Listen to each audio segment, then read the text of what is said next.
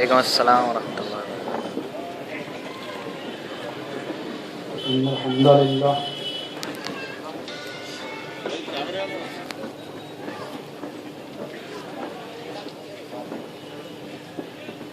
نحمده ونستعينه ونستغفره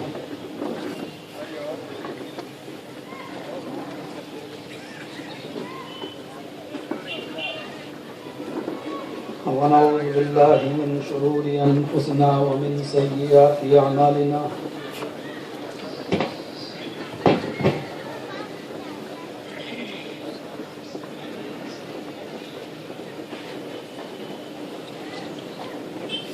من يهده الله فلا مضل له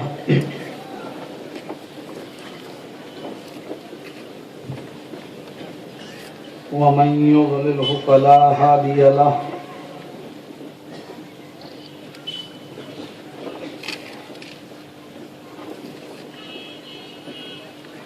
وأشهد أن لا إله إلا الله وحده لا شريك له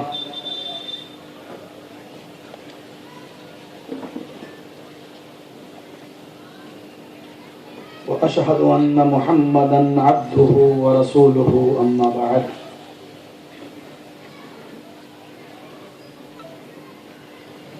فإن خير الحديث كتاب الله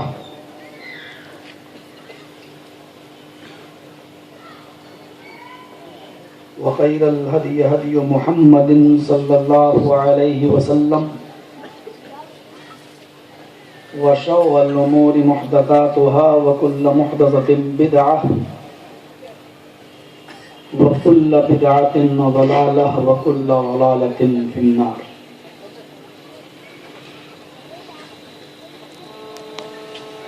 أعوذ بالله من الشيطان الرجيم.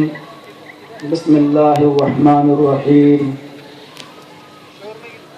محمد رسول الله والذين معه أشداء على الكفار رحماء بينهم.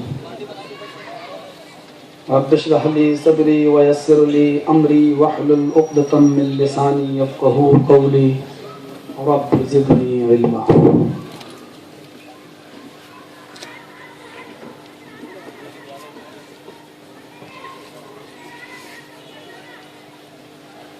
ہر قسم کی تعریف کبریائی بڑائی بزرگی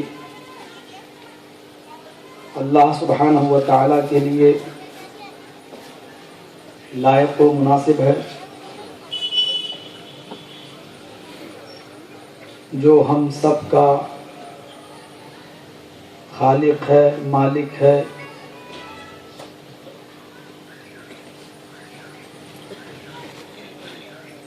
معبود ہے، مسجود ہے،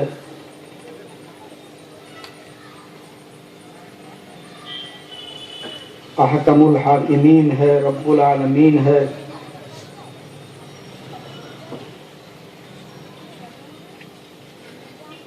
اور اسی سے ہماری یہ دعا ہے کہ الہ العالمین آسمان کے ستاروں سے زیادہ، روئے زمین پر جتنے درخت ہیں ان درختوں کے پتوں کی تعداد سے زیادہ، روئے زمین پر جتنا سمندر کا پانی ہے اس کے قطرات سے زیادہ درود و سلام کے بے شمار پھولوں کی بارش فرما آخری نبی جناب محمد رسول اللہ صلی اللہ علیہ وسلم پر اللہم صلی وسلم وبارک علیہ۔ پرمیشن کتنی دیر تک ملی ہے مجھے اس کا بخوبی علم ہے، آپ کی مصروفیات اور آپ کی ضروریات کا بھی مجھے خیال ہے، اور اس گراؤنڈ میں مجھے جو موضوع دیا گیا ہے مجھے اس موضوع کی نزاکت اور اس موضوع کی وسعت اور اس کی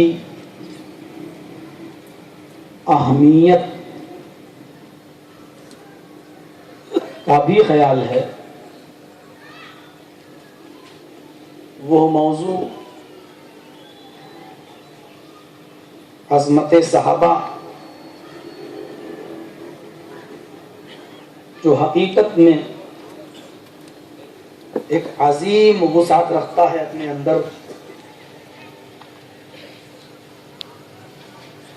1 گھنٹے، 1.25 گھنٹے اور 1.5 گھنٹے کی مختصر سی اسپیچ میں اس موضوع کی کما حقہ وضاحت کم سے کم مجھ جیسا کم علم انسان تو نہیں کر سکتا.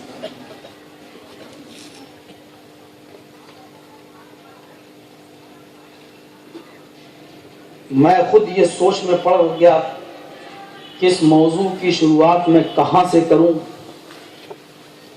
اور اس کا اختتام میں کہاں پہ کروں. صحابہ کرام کے عظیم ہونے کا جو سبب ہے وہ ان کی سیرت طیبہ کے مطالعے سے ہمارے اور آپ کے سامنے اجاگر ہوگا. اور صحابہ کرام کی سیرت طیبہ کا کون سا پہلو آپ کے سامنے رکھا جائے؟ ان کا شوق شہادت، ان کا ایمانی جذبہ، ان کا جذبہ جہاد، ان کا جذبہ عبادت، ان کا جذبہ سخاوت، ان کا جذبہ ایثار، ان کا جذبہ انفاق فی سبیل اللہ، ان کا جذبہ محبت رسول. غرض یہ کہ صحابہ کرام کی سیرت مختلف گوشوں پر اور شعبوں پر بٹی ہوئی ہے.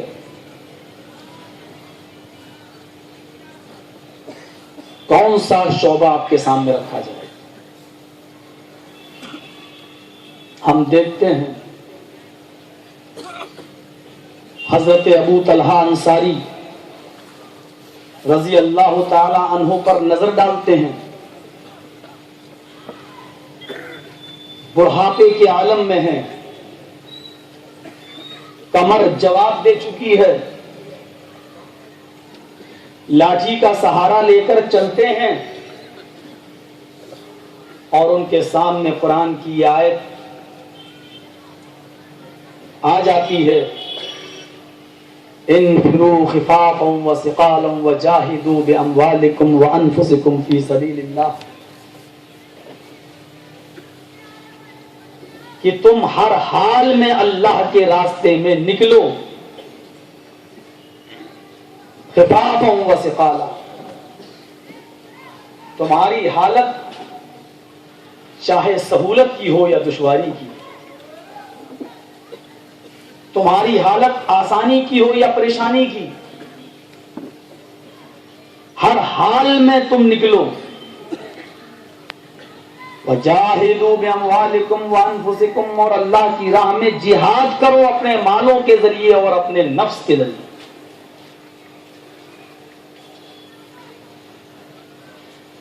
قرآن کریم کی جب یہ آیت ان کے سامنے پڑھی گئی تو اپنے بچوں سے کہنے لگے کہ بچوں،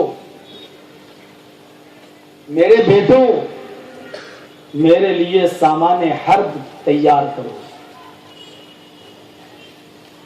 میرے لیے جنگ میں جانے کی تیاری کرو، سامان تیار کرو، گھوڑے کا انتظام کرو، تلوار کا انتظام کرو.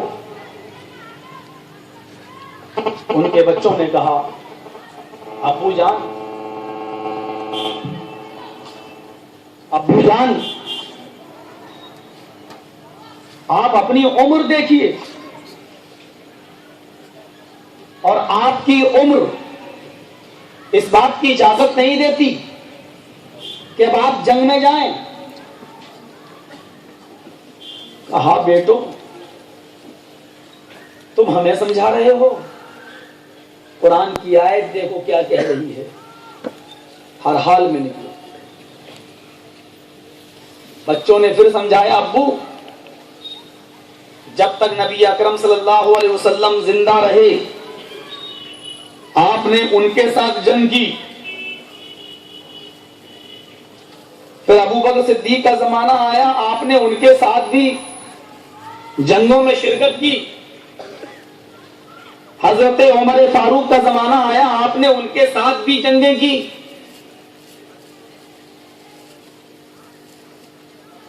اب آپ کی عمر جنگ میں لڑنے کے لائق نہیں ہے. کہنے لگے بچوں اپنا مشورہ اپنی جیب میں رکھو، قرآن کی آیت دیکھو، انفروا خفافا وثقالا، ہر حال میں تمہیں اللہ کے راہ میں نکلنا ہے، تنگی ہو، دشواری ہو، سہولت ہو، آرام ہو، کچھ بھی ہو. اگر میں میدان جنگ میں تلوار نہ چلا سکا تو کم سے کم میری حاضری سے مسلمانوں کی تعداد میں اضافہ تو نظر آئے گا، کم سے کم مسلمانوں کی تعداد میں اضافہ تو، مومنوں کی تعداد میں اضافہ تو نظر آئے گا. میں پہلے یہ ذہن صاف کر دوں کہ میں جہاد کا جو ٹاپک جو بول رہا ہوں اس پر ہمارے میڈیا والے کچھ غلط تاثر نہ لیں کہ میں کسی کو اکسا رہا ہوں. ہمارے ہاں جہاد کی وہی حیثیت ہے اور اسی پوزیشن میں جہاد فرض ہے جو پوزیشن آپ کے یہاں مہابھارت کے یدھ کی ہے. 100 کورو تھے، 5 پانڈو تھے. کورو ظالم تھے، پانڈو رحمدل تھے، اور 5 پانڈو نے 100 کورو کے خلاف جنگ لڑی اور کرشن جی نے 5 پانڈو کا ساتھ دیا اور 5 پانڈو کو وجے پراپت ہوئی، یعنی فتح نصیب ہوا. جس طرح ظلم کے خلاف 5 پانڈو نے ہتھیار نہیں ڈالے، بیٹھے نہیں، بلکہ ان کے خلاف انہوں نے جنگ لڑی، کیونکہ قوموں کی حیات، قوموں کی زندگی جنگوں سے وابستہ ہوا ہے.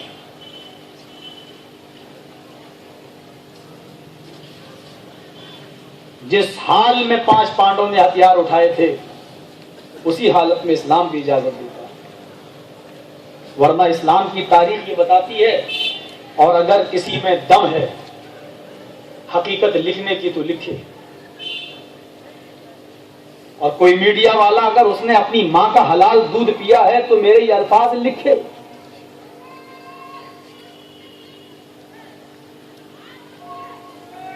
کہ محمد رسول اللہ صلی اللہ علیہ وسلم کی پوری زندگی میں جتنی جنگیں ہوئی ہیں، غزوات اور سرایا دونوں کو جوڑا جائے تو ان کی تعداد ہے 80. غزوہ اس کو کہتے ہیں جس میں اللہ کے رسول شریک ہوئے، اور سریہ اس کو کہتے ہیں جس میں صحابہ کرام نے شرکت کی ہے اور اللہ کے رسول نے کسی کو سپہ سالار بنا کر بھیجا ہے اور نبی اس جنگ میں شریک نہیں ہو سکے. غزوہ اس کو کہتے ہیں جس میں اللہ کے رسول بھی شریک رہے، اور سریہ اس کو کہتے ہیں جس میں اللہ کے رسول شریک نہیں ہو سکے. جتنی جنگوں میں اللہ کے رسول شریک ہوئے ان کی تعداد ہے 26. 26 جنگوں میں آپ شریک ہوئے اور 54 جنگیں 54 بار 54 جنگیں ایسی ہیں کہ جس میں آپ شریک نہیں ہو سکے. صحابہ نے جنگیں لڑی، ٹوٹل دونوں کو جوڑا گیا تو ہوتی ہیں ٹوٹل 80 جنگوں میں جس میں نبی شریک ہوئے بھی اور نہیں بھی ہوئے، جس میں ہوئے اور نہیں ہوئے دونوں کو جوڑا جائے تو 80 جنگیں ہوئی اور 80 جنگوں میں دونوں طرف سے یعنی شہداء کی اور مقتولین کی اگر تعداد گنی جائے، یعنی کافر جو قتل کیے گئے ان کی تعداد گنی جائے اور جو مسلمان ان جنگوں میں شہید ہوئے ان کی تعداد اگر گنی جائے، دونوں کی ٹوٹل تعداد اگر گنی جائے تو آپ تعجب کریں گے 80 جنگوں کی ٹوٹل مقتولین اور شہداء کی تعداد ہے اونلی 1018۔ 80 سے ڈیوائڈ کیجیے آپ، ایک جنگ میں 50 کا بھی اوسط نہیں پڑ رہا ہے، اور وہ بھی دونوں طرف سے جوڑے جائے تب۔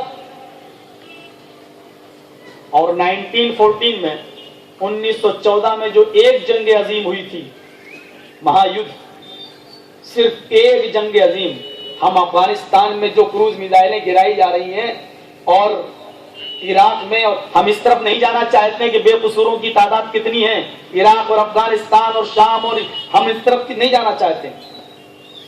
صرف ایک جنگ عظیم جو ہوئی تھی، صرف ایک 1914 کی، اس ایک جنگ عظیم کے اندر مرنے والوں کی تعداد ہے 99,98,771۔ 1914 کی جنگ عظیم میں ایک جنگ میں مرنے والوں کی تعداد 99,98,771۔ دہشت گردی کا لیبل لگانا ہے تو ان جنگ عظیم کے برپا کرنے والوں پہ لگاؤ، 99,98,000 بے قصور لوگ جو مارے گئے ان کے قاتلوں پر لگاؤ۔ تمہارا جو دشمن ہے اس کو قتل کرو، ہمیں کوئی اعتراض نہیں، لیکن تمہاری کروز میزائلوں میں اور تمہارے ڈرون حملوں میں بے قصور مارے جا رہے ہیں، بیچارے عورتیں بیوہ ہو رہی ہیں۔ مجھے بتائیے کہ وہ ملک اپنے آپ کو امن پسند کہتا ہے کہ جس کے ظلم کا نشانہ آج بھی ہیروشیما کی بستی اور جاپان کی بستی ہے، آج بھی وہاں سے لنگڑی لولی اور اپاہج اولاد آج بھی پیدا ہو رہی ہے، ان کے زہریلے بموں کے تاثر آج بھی ان کے اوپر اثر انداز ہو رہے ہیں۔ زبان نہ کھلواؤ گے۔ اور کسی شاعر نے شعر پڑھا تھا، اس کو فلمی دنیا والوں نے بھی لے لیا، لیکن یہ فلمی دنیا کا شعر نہیں ہے۔ مجھے تو اپنوں نے لوٹا غیروں میں کیا دم تھا، میری کشتی وہاں ڈوبی جہاں پانی کم تھا۔ یہ ایک مسلم شاعر کا شعر ہے۔ ہمیشہ نقصان اپنوں سے پہنچتا ہے، غیروں سے نہیں۔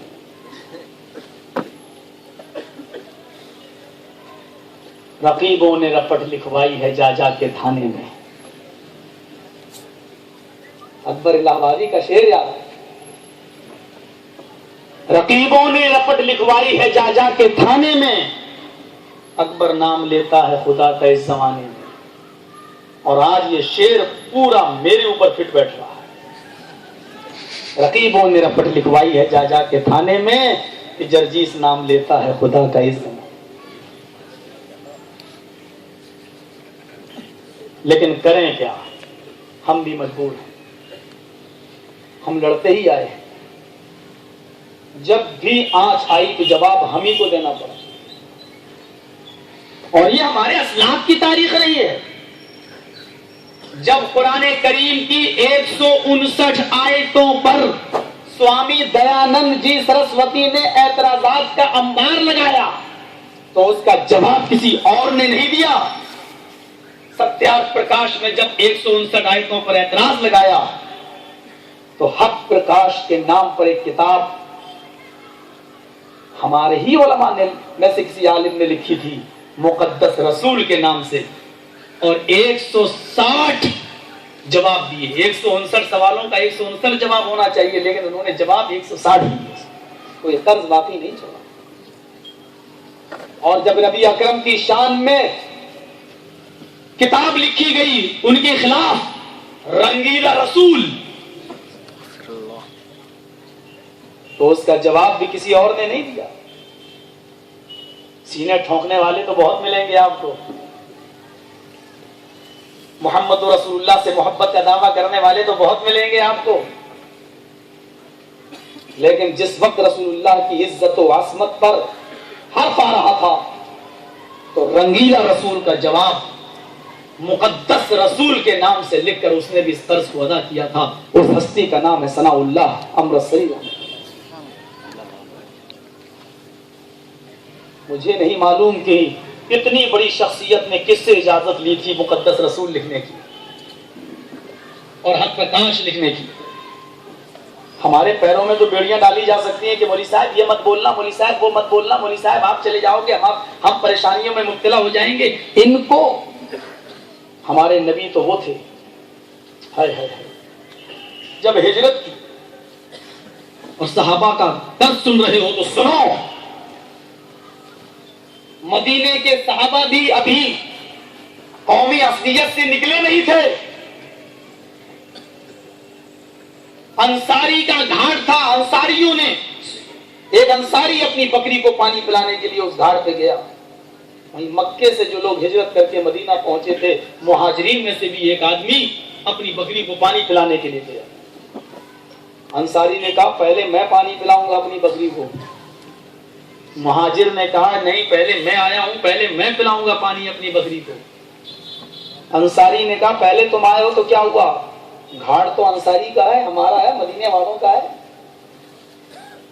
ہم تمہیں بکری کو پانی پلانے دیتے ہیں، یہ تو ایک احسان ہے ہمارا۔ اس نے کہا یہ کچھ نہیں، میں پہلے آیا ہوں، پہلے میں پانی پلاؤں گا۔ انصاری کو غصہ آیا، اس نے ایک تھپڑ دیا مہاجر، گھر سے نکالے گئے، ہمارے یہاں آئے، پناہ ہم نے دی اور تم آ گئے ہو، ہماری بلی ہم ہی کو بھی آؤں۔ وہ مہاجر چلایا یا اہل المہاجرین، اے مہاجر و انصاری مجھے پیٹ رہا ہے، میری مدد کے لیے آؤ۔ مہاجرین کا ایک گروہ مدد کے لیے چلا آیا، یا انصاری چلایا یا اہل الانصار، اے انصاریو تم ہماری مدد کرو۔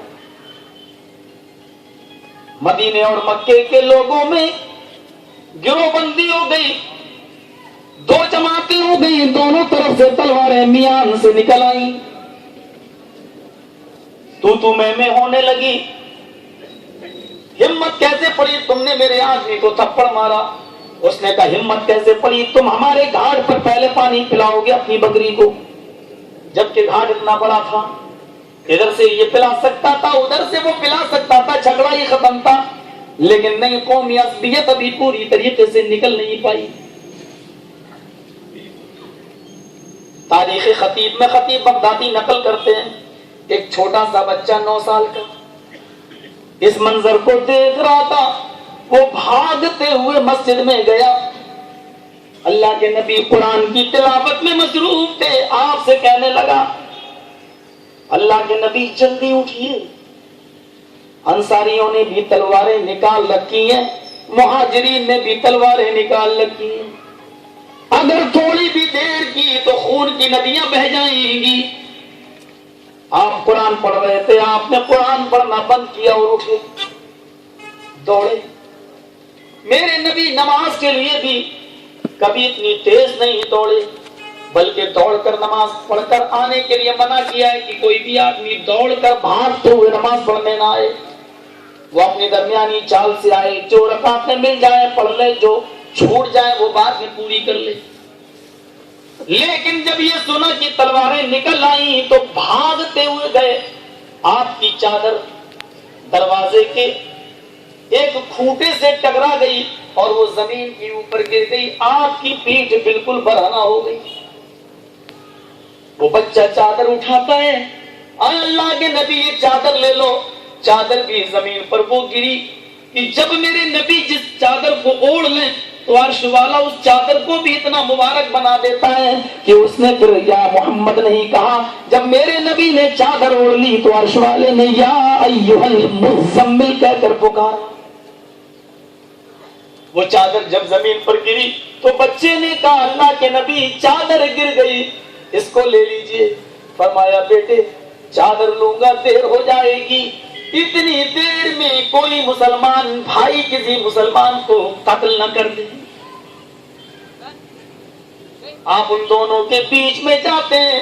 انصاریوں نے بھی دیکھا کہ پیٹھ ننگی ہے, مہاجرین نے بھی دیکھا پیٹھ ننگی ہے, لیکن دونوں اتاولے ہیں. اے اللہ کے نبی آپ بیچ سے ہٹ جائیے, آج ہم ان کو نہیں چھوڑیں گے. وہ کہتے ہیں کہ اللہ کے نبی ہٹ جائیے, میں ان کو آج نہیں چھوڑوں گا. ان کی ہمت کیسے پڑی. اللہ کے نبی کہتے ہیں لوگوں تم اپنا غصہ نکال لینا, جتنا چاہو خون بہا لینا, لیکن میری ایک فریاد سنو, میرا ایک فرمان سنو. میں نے بڑی مشکل سے بھائی بھائی بنایا ہے, ہم نے بڑی مشکل سے تمہارے دلوں سے نفرتیں دور کی ہیں, بڑی محنت کر کے ہم نے تمہارے دلوں کو جوڑا ہے. اگر تم واقعی ایک دوسرے کو مارنا ہی چاہتے ہو, ایک دوسرے کی گردنیں اڑانا ہی چاہتے ہو, تو سب سے پہلے آئے انصاریوں تم تلوار اٹھاؤ, آئے مہاجروں تم تلوار اٹھاؤ. پہلے ایک دوسرے کی گردن پہ تلوار نہ مارے گا, یہ تلوار سب سے پہلے تم محمد رسول اللہ کی گردن پہ مارو. میری زندگی میں کوئی کسی کا مرڈر نہیں کر سکتا.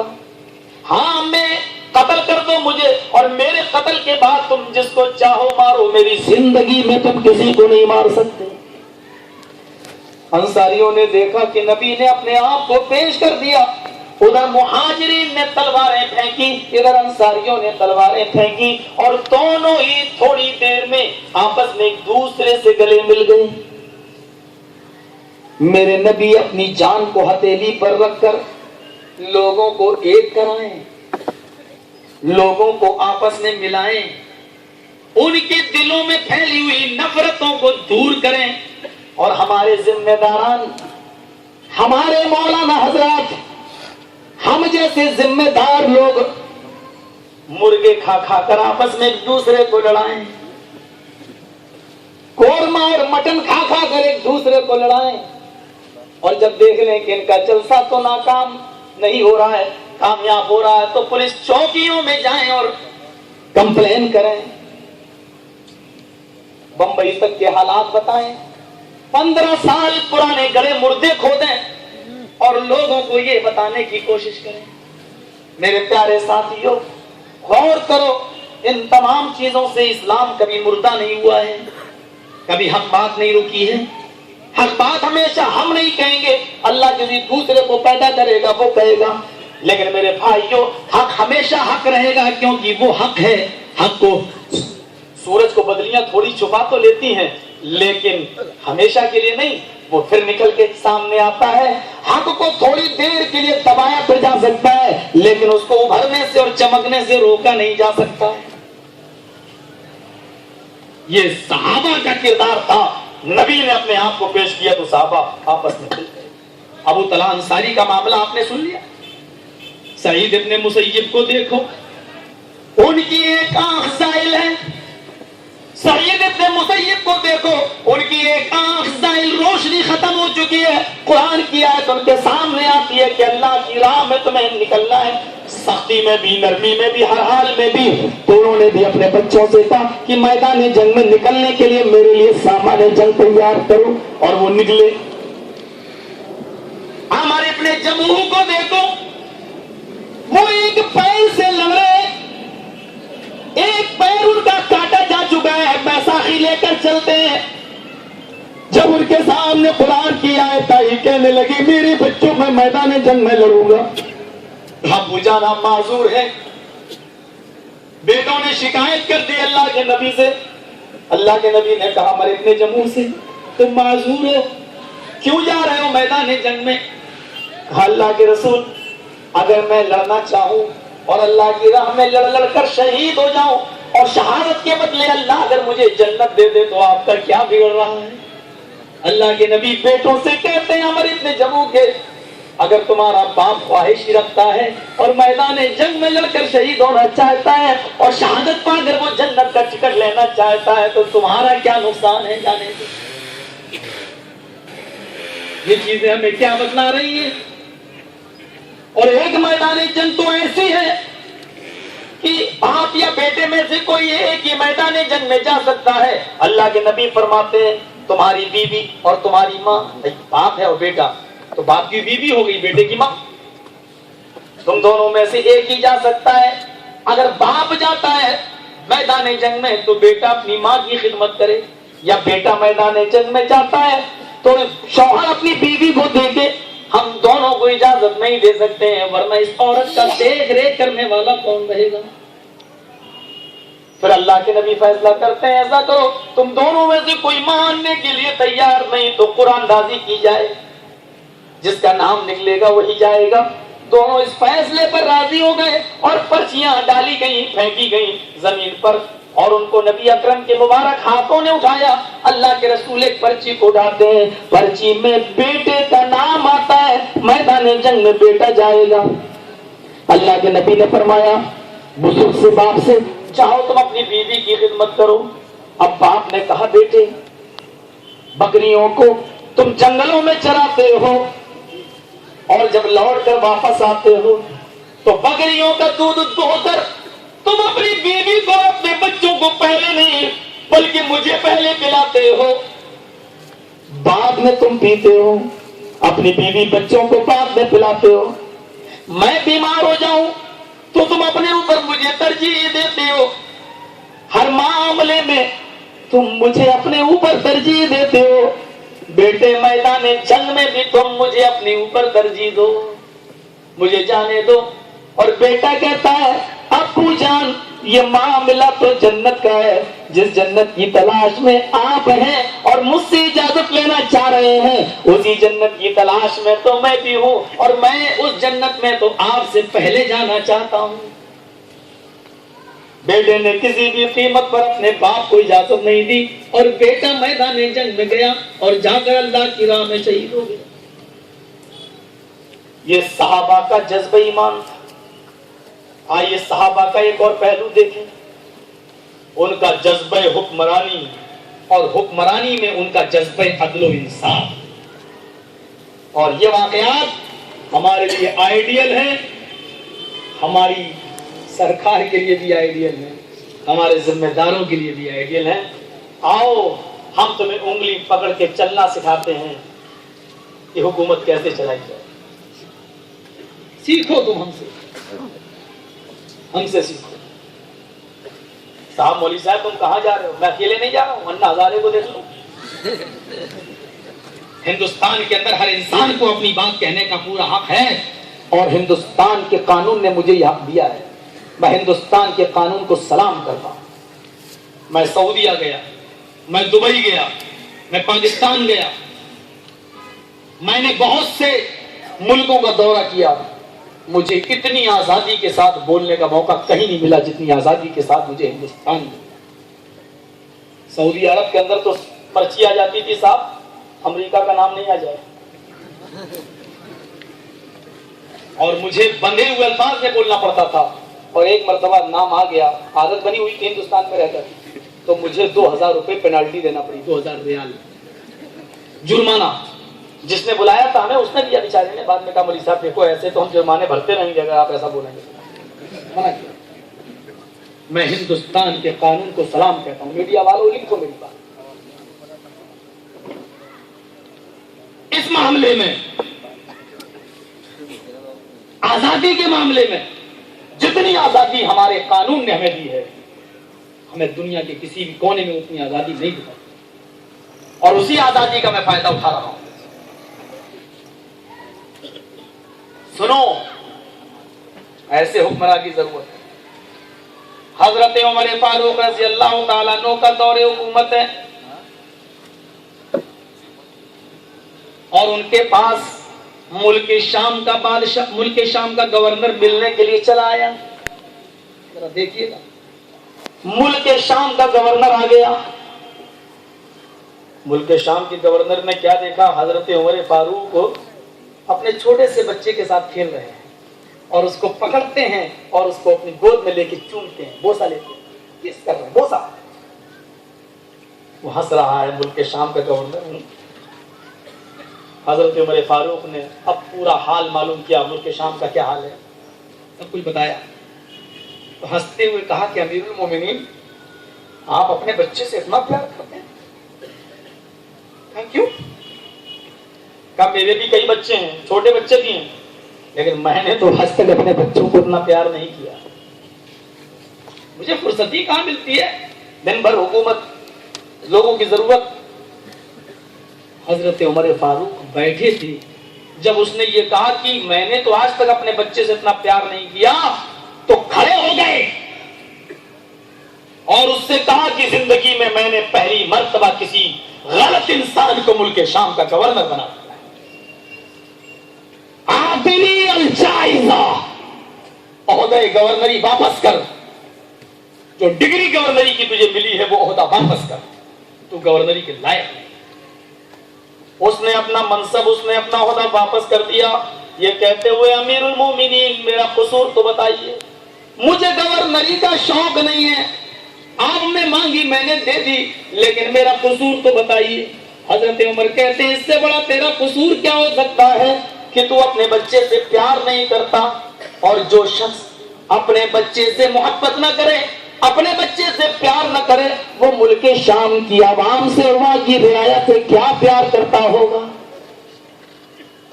اب تیرے اوپر میرا اعتبار نہیں رہا، تیرے اوپر سے میرا یقین اٹھ گیا۔ جو شخص اپنے بچے سے محبت نہیں کر سکتا ہے، وہ وہاں کی رعایا اور وہاں کی عوام سے کیا محبت کرے گا؟ یہ واقعہ آئیڈیل ہے، نمونہ ہے حکمرانی کے اصولوں کو بتانے کے لیے، اور ہر حاکم وقت کے لیے کہ سیکھے اس کو اپنی رعایا کے ساتھ کس طریقے سے رہنا چاہیے۔ حضرت عمر فاروق ایک بار نکلے اور غصے میں تھے، ان کے غلام نے کوئی کام نہیں کیا تھا، اس کا کان پکڑ کر مروڑ دی۔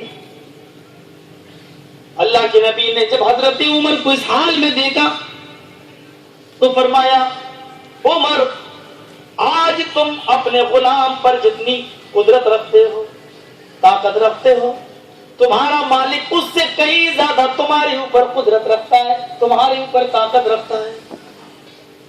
اکیلے میں اس غلام کے پاس آئے اور اپنے غلام سے کہا میرے کان کو بھی تو مروڑ۔ اس نے کہا آپ میرے آقا ہیں، یہ کیا کر رہے ہیں؟ کہا نہیں تم میرے کان کو مروڑو۔ اس نے منع کیا، انہوں نے اصرار کیا، اس نے انکار کیا، انہوں نے اصرار کیا، بالآخر وہ تیار ہو گیا اور اس نے ہلکے سے مروڑ دیا۔ فرمایا ایسے نہیں، جیسے میں نے ایٹھا ہے ویسے۔ اس نے تھوڑا اور تیز مروڑا، اور تیز، اس نے اور تیز کیا، اور جب اتنی تیز کر لیا کہ حضرت عمر فاروق کو اس بات کا احساس ہو گیا کہ ہاں میں نے اتنی تیز اس کا ایٹا ہوگا، تو کہنے لگے ایسے پکڑے رہنا، اور پھر انہوں نے اپنی گردن آسمان پہ ڈال دی نظریں اور کہا اے عمر تیرا تکبر کہاں چلا گیا، اے عمر تیرا گھمنڈ کہاں چلا گیا، تیری طاقت کہاں چلی گئی؟ ایک معمولی غلام تیری اوپر قدرت رکھتا ہے، ایک معمولی غلام تمہارے کان کو ایٹ رہا ہے۔ فرمایا اے اللہ دیکھ میں نے اسی دنیا میں اپنے ظلم کا بدلہ میں نے دے دیا ہے، اے اللہ قیامت کے دن تو مجھ سے انتقام نہ لینا، یہ میرا غلام کہیں مجھ سے انتقام نہ مانگ بیٹھے، میں نے اس کو اسی دنیا میں بدلہ دے دیا۔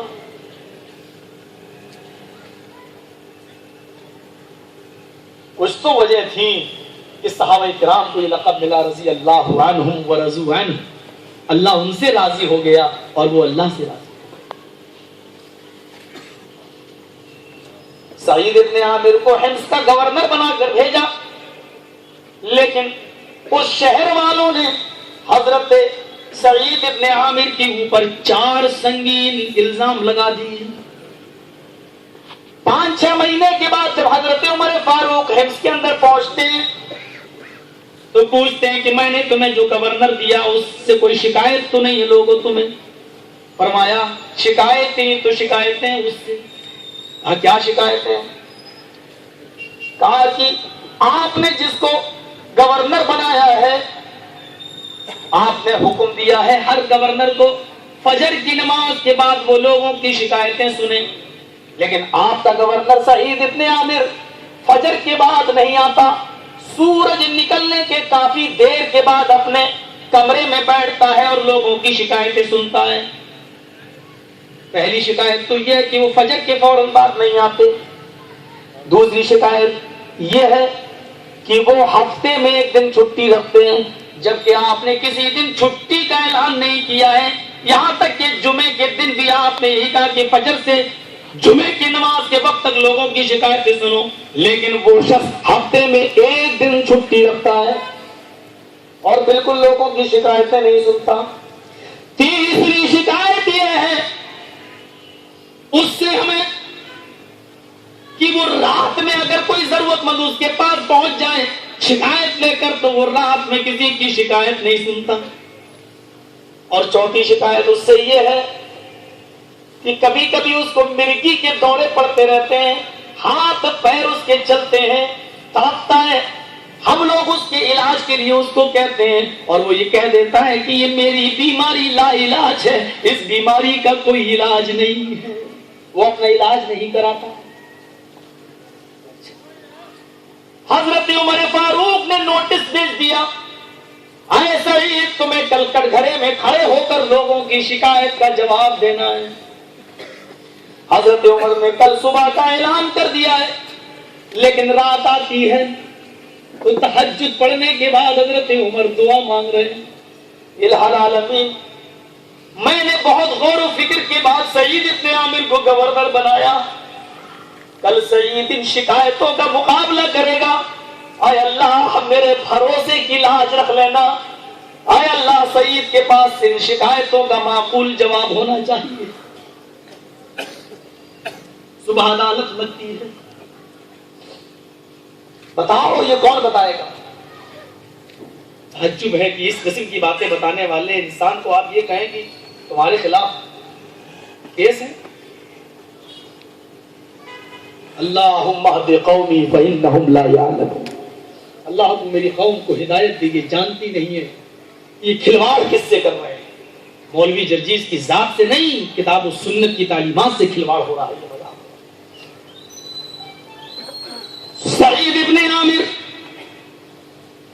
کٹگھرے میں کھڑے ہیں، حضرت عمر فاروق جج بنے ہیں، لوگ موجود ہیں، شکایتوں کا انبار لگتا ہے. پہلی شکایت یہ ہے، دوسری شکایت یہ. سعید ابن عامر جواب دو پہلی شکایت کا. تم فجر کے بعد لوگوں کی شکایت کیوں نہیں سنتے؟ سورج نکلنے کے بعد کیوں آتے ہو؟ سعید ابن عامر کہتے ہیں کہ میں بتانا نہیں چاہ رہا تھا، کیونکہ یہ معاملہ میرے اور میرے رب کے درمیان راز میں تھا. میں اس کو صیغہ راز میں رکھنا چاہتا تھا، لیکن اب لوگوں نے الزام لگایا تو اس کی صفائی مجھے دینا پڑے گی. امیر المومنین، آپ نے صرف مجھے گورنر بنایا ہے، میری خدمت کے لیے آپ نے کوئی غلام مجھے بیت المال سے نہیں دیا ہے. میری بیوی آنکھوں سے اندھی ہے، ہاتھوں سے کوڑی ہے، پیروں سے لنگڑی ہے. فجر کی نماز پڑھنے کے بعد صبح جب میں اپنے گھر جاتا ہوں تو تھوڑی سی میں قرآن کی تلاوت کرتا ہوں اور اس کے بعد میں اپنے ہاتھ سے کھانا بناتا ہوں، سالن تیار کرتا ہوں، روٹی پکاتا ہوں اور پھر میں اپنی بیوی کو کھلاتا ہوں. امیر المومنین، مجھے ایسا کرنے میں دیر ہو جاتی ہے اور سورج نکل آتا ہے. میں یہ پورا کام گھر کا نپٹانے کے بعد پھر میں دربار خلافت میں جاتا ہوں، آفس میں بیٹھتا ہوں اور لوگوں کی شکایت سنتا ہوں. میں نے آج تک آپ سے غلام نہیں مانگا ہے اپنے گھر کی خدمت کرنے کے لیے. امیر المومنین کی نظریں آسمان پر اٹھی. الحمدللہ رب العالمین، تمام تعریفیں اس اللہ کے لیے جو جس نے میرے بھروسے کی لاج رکھی. اے سعید ابن عامر، لیکن ابھی بھی تم مجرم ہو، کیونکہ ابھی 3 سوال تمہارے اوپر اور ہیں. تم ہفتے میں ایک دن چھٹی مناتے ہو، کیوں؟ امیر المومنین، ہماری قوم کے لوگوں سے پوچھو، جو کپڑا میں پہنے ہوئے ہوں اس کپڑے کے علاوہ بھی انہوں نے میرے جسم کے اوپر کوئی دوسرا کپڑا دیکھا؟ لوگوں نے کہا نہیں امیر المومنین یہ کپڑا بہت موٹا ہے، میری بیوی ہاتھوں سے کوڑی ہے، آنکھوں سے اندھی ہے، وہ یہ کپڑا نہیں دھو پاتی ہے، اس لیے ہفتے میں ایک دن میں اس کپڑے کو خود اپنے ہاتھوں سے دھوتا ہوں۔ موٹا ہے اس لیے سوکھنے میں ٹائم لگتا ہے، اس دن کی میں ساری نمازیں اپنے گھر ہی میں پڑھتا ہوں۔ امیر المومنین اس لیے میں ہفتے میں ایک دن چھٹی رکھتا ہوں، لیکن میں نے اپنی قوم سے کبھی اس بات کو ظاہر نہیں ہونے دیا ہے کہ میرے پاس کپڑے نہیں ہیں اس لیے میں نہیں آتا ہوں۔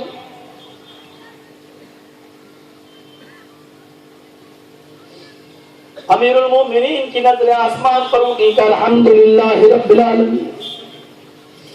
لیکن ایسا ہی تیسرا الزام یہ ہے کہ تم رات میں کسی کی گفتگو نہیں سنتے ہو۔ امیر المومنین دن میں ظہر کی فرض نماز پڑھی، فوراً نکل کے آیا اور لوگوں کی باتیں سننے لگا، عصر پڑھی فوراً آیا۔ میں نوافل کا اہتمام نہیں کر پاتا ہوں اس لیے کہ میں بندوں کا حق نہیں مارنا چاہتا، اس لیے میں فرض نماز پڑھ کے واپس آتا ہوں اور لوگوں کے حقوق کو ادا کرنے میں لگ جاتا ہوں۔ میں اللہ کا حق پوری طریقے سے ادا نہیں کر پاتا، اس لیے میں نے دن کو اللہ کے بندوں کے حقوق کے لیے متعین کر لیا ہے، تو رات کا حصہ میں نے اللہ کی عبادت کے لیے وقف کر لیا ہے۔ میں اللہ کے بندوں کا حق مار کر جب اللہ کو نہیں دیتا ہوں، یعنی میں نوافل کا اہتمام نہیں کرتا ہوں، تو پھر میں رات میں اللہ کا حق مار کر پھر میں بندوں کو نہیں دیتا ہوں۔ امیر المومنین پھر میں رات میں لمبے لمبے قیام اور اپنی مغفرت کی دعائیں کرتا ہوں اور اپنے روٹے ہوئے رب کو مناتا ہوں۔ امیر المومنین اس لیے میں رات میں کسی کی فریاد نہیں سنتا ہوں۔ الحمدللہ رب العالمین۔